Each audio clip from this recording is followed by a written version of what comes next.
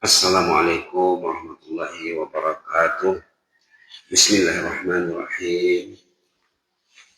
Alhamdulillahirabbil alamin wa bihi nasta'in ala umuri dunya waddin.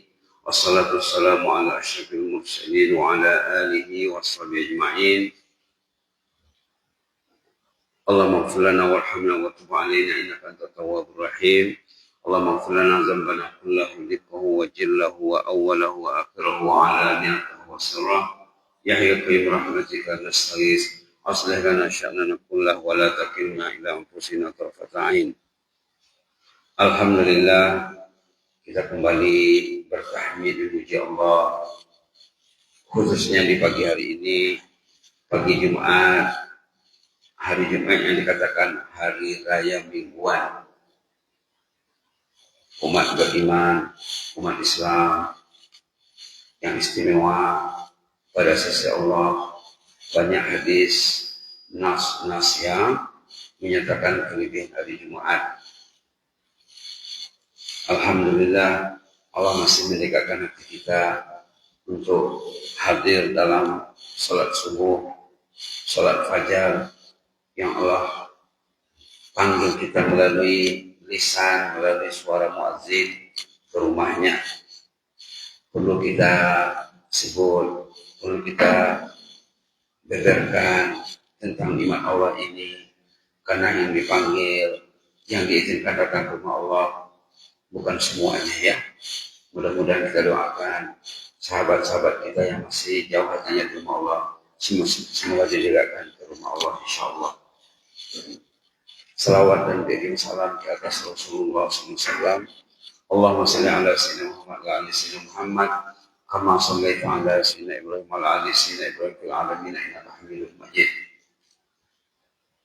Kita ambil petikan ayat yang kita dengar dalam salat, ayat surah Al-Insan yang dibaca rakaat kedua, ayat terakhir ya, ataupun dua terakhir, ayat nomor 30-31, surah Al-Dahar jumlah ayatnya 31, surah Sajadah 30. Jadi jumlah kedua-dua surah ini 61 ayat. Penghujung ayat Allah menegaskan, wa ma tasyauna illa an yasha Allah innallaha kana 'aliman hakima yudkhilu man yasha'u fi rahmatihi wal zalimin 'adalahum 'adzaban alima. Allahumma qina al-'adzabal alim. Allah menegaskan kunci ketaatan, kunci orang itu mau datang ke masjid, kunci ibadah adalah terkait dengan masyiatullah, pilihan Allah ataupun ketentuan Allah. Wa ma tasyauna illa yashallah. Kamu tak boleh bikin apa kecuali Allah menghendaki kalian. Tidak bisa datang ke masjid kalau Allah tidak pilih. Tidak bisa tangan pegang Quran kalau Allah tidak izinkan tangan pegang kalam sucinya, kitab sucinya. Innallaha kana 'aliman hakima. Allah ma'alim, Allah maha tahu siapa yang dia pilih. Allah maha hakim yang bijaksana, macam mana Allah memilih orang itu. Kenapa dia mau datang ke masjid? Dia berniat nak datang ke masjid. Bila dia berniat nak datang ke masjid, Allah kerahkan malaikat membantunya, mendukungnya. Allah jaga imannya. Allah pelihara imannya. Bukan semau-maunya. Ini pilihan Allah, ini masyiatullah. Yudkhilu man yasha'u fi rahmatih. Allah memasukkan orang terpilih ke dalam rahmatnya. Tengok di sini. Man yasha'. Berapa kali disebut di sini? Man yasha', pilihan Allah. Yudkhilu man yasha'u fi rahmatih. Allah akan memasukkan orang terpilih ke dalam rahmatnya. Rahmat yang terbesar, pintu rahmat yang utama adalah masjid.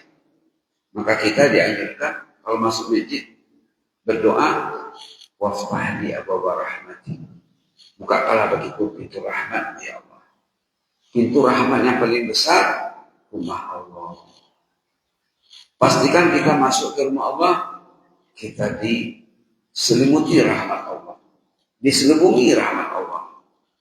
Rahmat Allah termasuk mendengar azan, menjawab azan, berdoa sesudah azan, berdoa antara azan dan iqamah, menjawab iqamah, salat sunat qabla al-fajri saja, sembahyang sunat sebelum fajar saja. Katanya dalam hadis sahih, lebih baik daripada dunia dan segala isinya. Takbir bersama imam dibahaskan oleh ulama. Kalau kita sempat takbir bersama imam, itu nilainya tidak dapat dikira. Karena menurut ulama, kalau orang terlambat takbir sedikit saja, imam sudah baca Fatihah, sudah takbir Allahu Akbar, sempat imam baca Fatihah baru dia takbir, kata ulama, dia ditimpa kerugian yang besar. Kerugian yang menimpanya tidak dapat dihitung, dinilai dengan uang dunia ini semuanya. Rupiah Indonesia, ringgit Malaysia, dolar Singapura, dolar Brunei, baht Thailand, peso Filipina, yen Jepang, lira, dolar, pound sterling.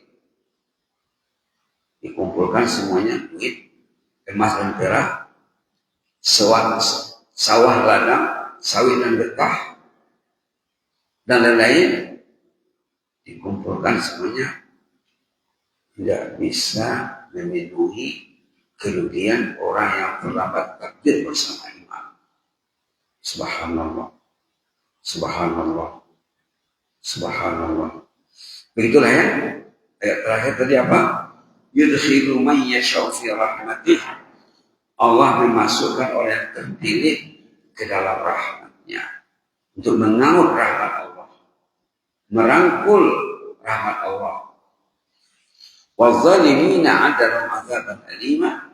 Orang yang zalim, yang terjauh dari rahmat, tersedia baginya azab yang pedih. Nauzubillah. Nauzubillah.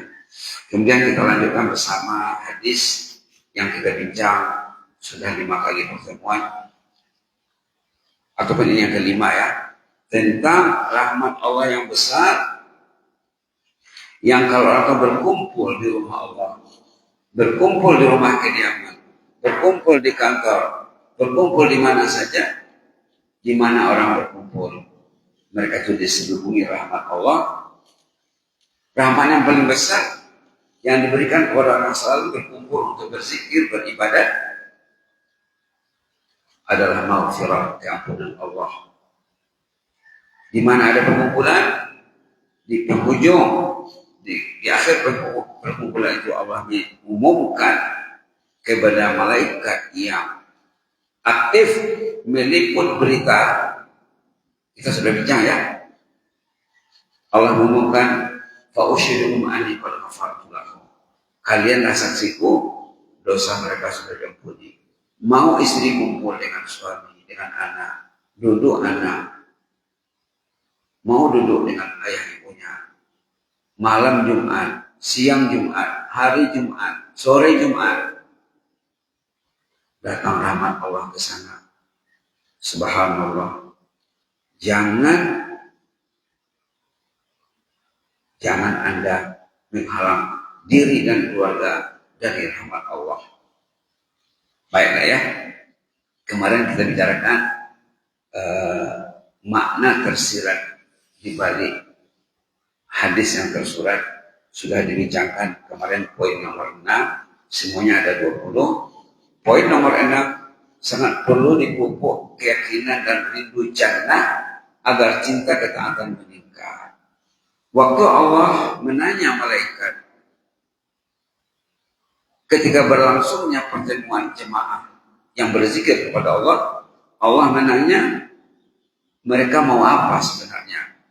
Kenapa mereka datang ke Masjid An-Nur? Kenapa mau suami dan istri membaca Quran di rumah, membaca Yasin, Kahfi, Suratul Muluk dan lain-lain? Kenapa mau bertasbih? Subhanallah.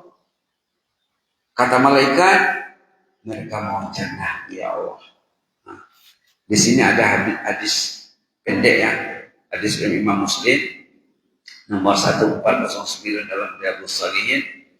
Rasulullah menegaskan di sini, la'an aqula subhanallah wa bihamdih, la'an aqula subhanallah walhamdulillah wa ni'mallahu akbar, subhanallah walhamdulillah wa la ilaha illallah wallahu akbar. 4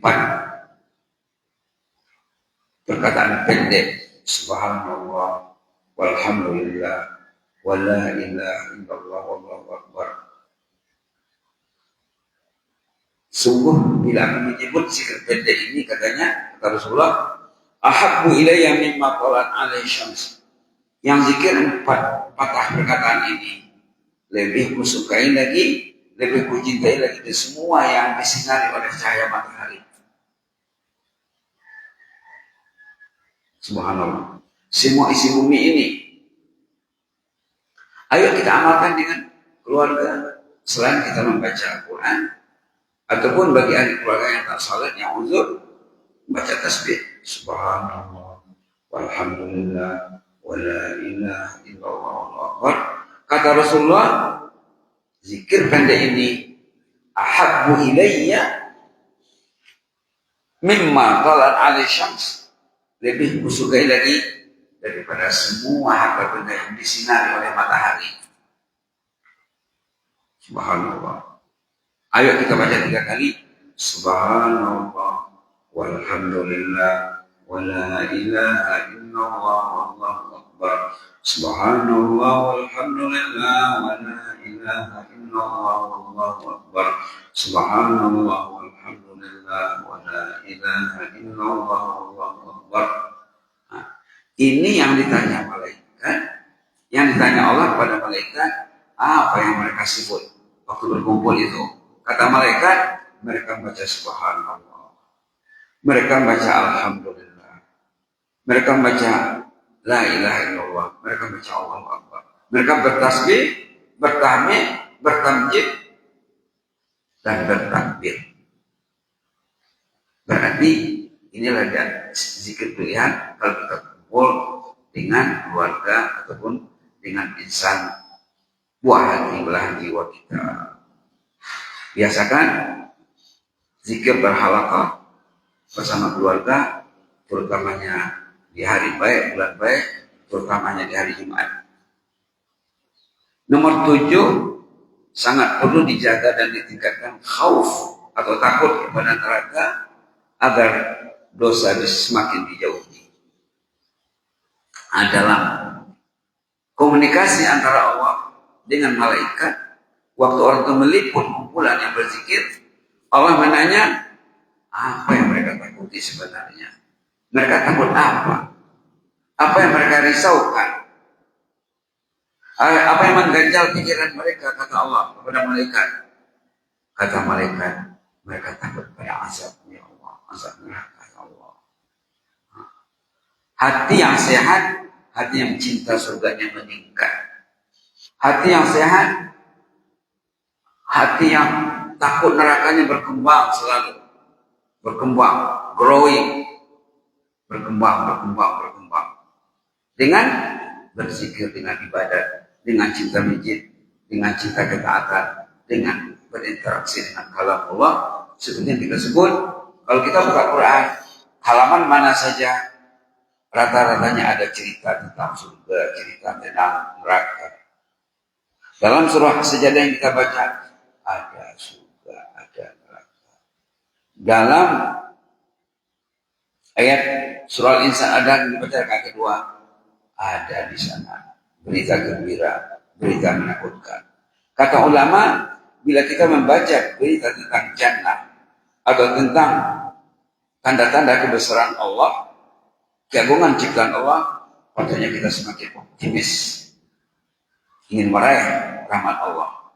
Yang dikatakan dalam istilahnya, kita semakin memiliki sifat raja, harap kepada Allah. Kalau kita membaca ayat tentang azab, tentang fenomena hari kiamat, tentang neraka, meningkat rasa khauf, rasa takut kepada Allah. Inilah kata ulama ibarat dua sayap burung yang menjadikan orang itu bisa terbang menuju destinasinya, kebahagiaannya pada sisi Allah. Khauf dan raja. Khauf akan meningkat kalau kita baca, kita simak ayat-ayat yang menakutkan tentang azab Allah pada umat terdahulu, tentang kiamat, tentang neraka dan azab neraka. Raja, harapan yang tinggi akan meningkat kalau kita baca sifat-sifat Allah al-asma'ul husna. Kalau kita lihat fenomena alam yang menggambarkan kebesaran dan keagungan Allah. Kalau kita semak janji Allah terhadap orang yang taat tentang nikmat jannah, nikmat surga dan lain-lain sebagainya. Jadi cukup poin ketujuh kita bincangkan pagi ini agar meningkat rasa khauf kepada Allah dan bertambah rasa raja kepada Allah. Mudah-mudahan bermanfaat. Jazakumullah khairan. Inni uhibbukum fillah wa astaghfirukumullah. Wassalamualaikum warahmatullahi wabarakatuh.